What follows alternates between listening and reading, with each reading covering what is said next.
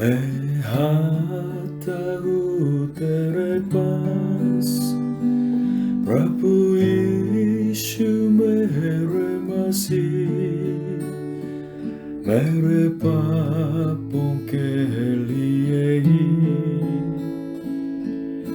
उधार दे मसीह।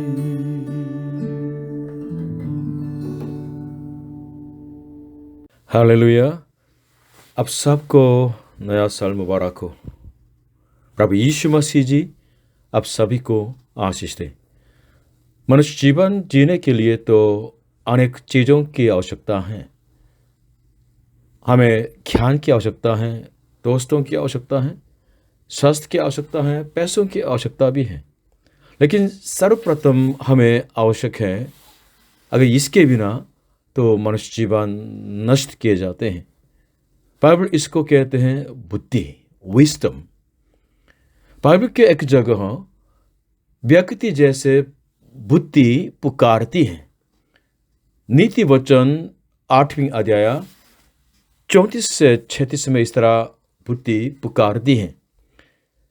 क्या ही धन्य है वह मनुष्य जो मेरी सुनता, वरन मेरी डेवरी पर प्रतिदिन खड़ा रहता और मेरे द्वारों के खंभों के पास दृष्टि लगाए रहता है। क्योंकि जो मुझे पाता है वह जीवन को पाता है और यहोवा उससे प्रसन्न होता है। परंतु जो मेरा अपराध करता है वह अपने ही पर उपद्रव करता है। जितने मुझसे बैर रखते वे मृत्यु से प्रीति रखते हैं। 2024 इस नया साल में आप सभी इस बुद्धि को पाने वाले बन जाएं, ताकि आपको अनंत जीवन मिले और परमेश्वर को खुश करने वाले सचमुच में धन्य जीवन बन जाएं। आज हम इफिसियों की किताब से बुद्धि के जीवन पाना चाहते हैं 2024 को जीने के लिए। आज के वचन इफिसियों की किताब 5वीं अध्याय 15 से 18। इसलिए ध्यान से देखो कि कैसी चाल चलते हो, निर्बुद्धियों की नाई नहीं पर बुद्धिमानों की नाई चलो, और अवसर को बहुमोल समझो, क्योंकि दिन बुरे हैं। इस कारण निर्बुद्धि न हो, पर ध्यान से समझो कि प्रभु की इच्छा क्या है, और दाखरस से मतवाले न बनो, क्योंकि इससे लुचपान होता है, पर आत्मा से यानी पवित्र आत्मा से परिपूर्ण होते जाओ। Ephesians chapter 5 verses 15 to 18. Be very careful then how you live, not as unwise, but as wise, making the most of every opportunity, because the days are evil. Therefore, do not be foolish, but understand what the Lord's will is. Do not get drunk on wine, which leads to debauchery. Instead, be filled with the Spirit. पद 15।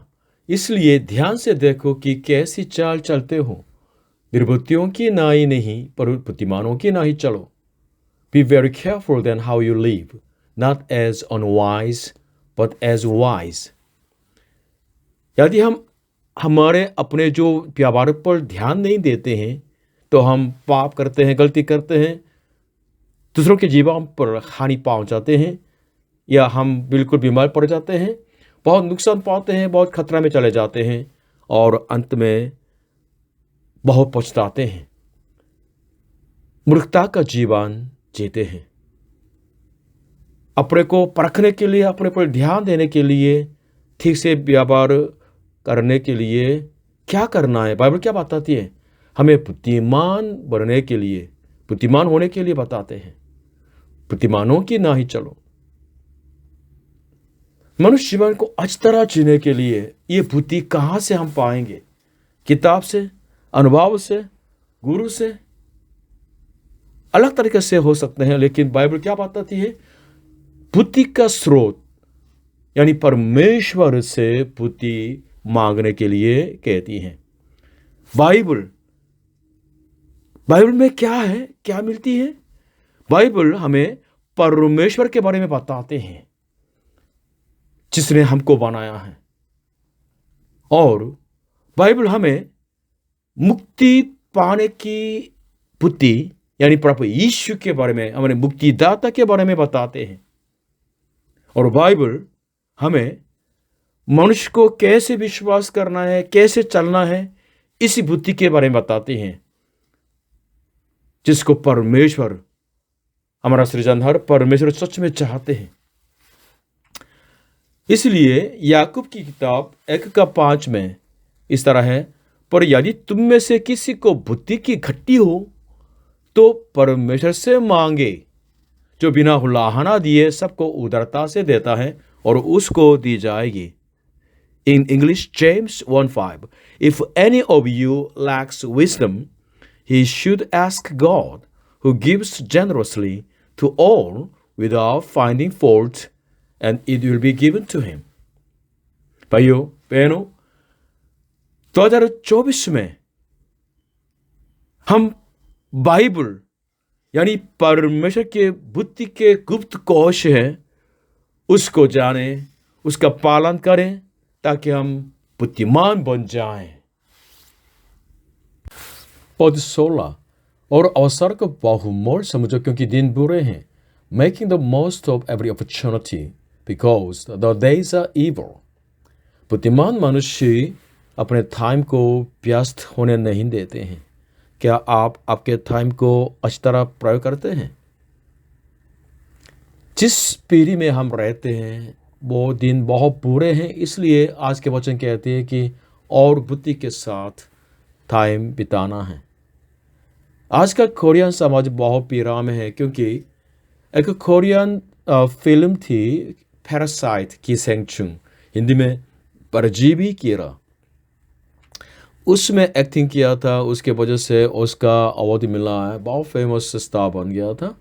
लेकिन उसने अपने जीवन को ख़त्म कर दिया था क्योंकि वो ऐसे मनोरंजन के प्रतिष्ठान जाते थे और वहाँ एक जो स्टेप एक लेडी से मिले हैं जो ड्रग लेने की आदत थी उसके अंदर, और उस लेडी के घर में भी जाके टाइम बिताया। बाद में पुलिस ने डाउट किया इसने साथ में तो ऐसे ड्रग नहीं लिया शायद, और उस जो स्टेप लेडी से मिली हुई एक जो दूसरी लड़की है उसको पता चला ये फेमस फिल्म स्टार उसके घर में जाता है, इसलिए उसने बिल्कुल धमकी दे दे के बाद में क्या हो गया, इस जो फिल्म स्टार ने 35 करोड़ वॉन, कोरियन वॉन तो देना पड़ा धमकी की वजह से।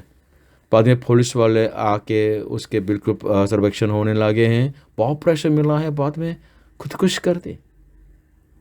गलत जगहों में जाके टाइम बिताया और गलत लोगों के साथ टाइम बिताया, उसकी वजह से उसके पैसा चला गया, उसके बिल्कुल इज्जत भी चली गई है, उसके परिवार टूट गया और उसके बहुमूल्य जीवन भी बिल्कुल ख़त्म हो गया है।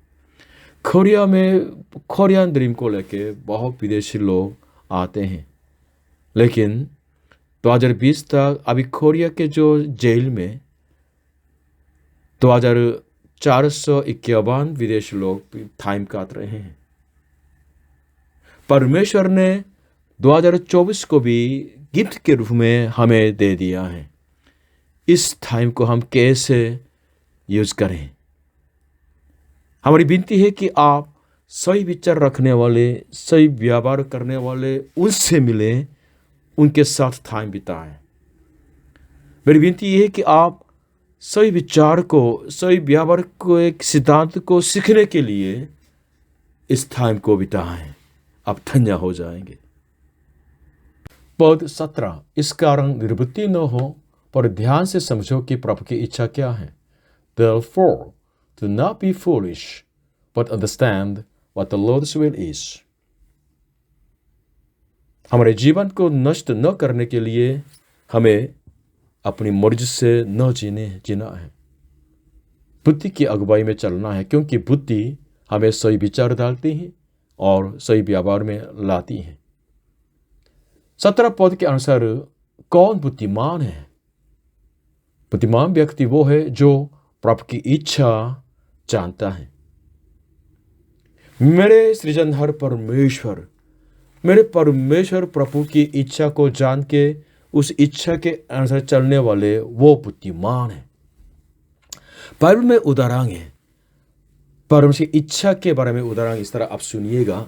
पहले, आज तरह विश्राम करना यह परमेश्वर की इच्छा है, क्योंकि परमेश्वर ने इस सृष्टि को 6 दिन में बनाया और 1 दिन आराम करने की दिया है। उन्होंने खुद आराम किया है, इसलिए हमारे शरीर के अंदर सही ढंग से आराम देना ये प्रभु की इच्छा है। लगातार बिना आराम करके पैसा कमाते रहेंगे, काम करते रहेंगे, या बिल्कुल अपने शरीर को बिल्कुल शराब से या कोई ड्रग से कष्ट देते रहेंगे, ये तो मूर्खता बन जाती है। आपके बहुमूल्य आत्मा में और शरीर में विश्राम देना है। इस तरह हम मिलके तो आराधना करते हैं, हमारे आत्मा में बिल्कुल विश्राम आती है। दूसरा उदाहरण है, दुश्मन से प्रेम करना। प्रेम करना परमेश्वर की इच्छा है, प्रभु की इच्छा है। अगर आप दूसरे को लगातार दूसरे से घृणा करेंगे या दूसरों की गलती को बिल्कुल क्षमा न करके आप जीते रहेंगे, तो आपके दिमाग, आपके शरीर बिल्कुल नष्ट हो जाएंगे। आपके संबंध, मनुष्य का संबंध टूट जाएगा और आप परमेश्वर के सामने पाप करते रहेंगे। क्योंकि परमेश्वर प्रेम है और हमसे क्षमा करने के लिए और हमें प्रेम करने के लिए आज्ञा देते हैं। प्रेम करना परमेश्वर की इच्छा है, इसलिए ईर्ष्या करना या बदला लेना यह मूर्खता है। बुद्धि क्या है? क्षमा करना और प्रेम करना है। बुद्धि क्या है? बुद्धि दूसरों के पाप को और गलतियों को बिल्कुल ढांपना है, उनको प्रसन्न करना है, उनकी प्रशंसा करनी है। संसार में भी सेम होता है। जैसे मैन्युफैक्चरिंग कंपनी में, कोई चीज़ों को बनाने वाले कंपनी में, जब ये कंपनी में कोई गुड्स प्रोडक्ट्स बनाते हैं, तो जब इसको बेचते हैं साथ साथ में मैन्युअल भी डालते हैं, इस तरह इसको यूज करने के लिए, मदद करने के लिए। सेम परमेश्वर भी जब उन्होंने मनुष्य को बनाया है, तो हमारे शरीर को कैसे प्रयोग करना है, कैसे व्यवहार करना है, कैसे मनुष्य के संबंध में होना है और उनके साथ, परमेश्वर के साथ कैसे संबंध में जी के सुख जीवन जीना है और अंत में मुक्ति पाना है, इसके बारे में मैनुअल भी दिया है।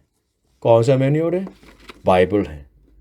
इसलिए भाइयों बहनों, 2024 में बाइबल के द्वारा, इस अल्टीमेट जो मैनुअल के द्वारा, हम प्रभु की इच्छा को, परमेश्वर की इच्छा को पहले जाने, उनके दृष्टि को, पर्सपेक्टिव को जाने और उनका पालन करें, ताकि हम सचमुच में बुद्धिमान बन के सचमुच में धन्य जीवन जी सकें।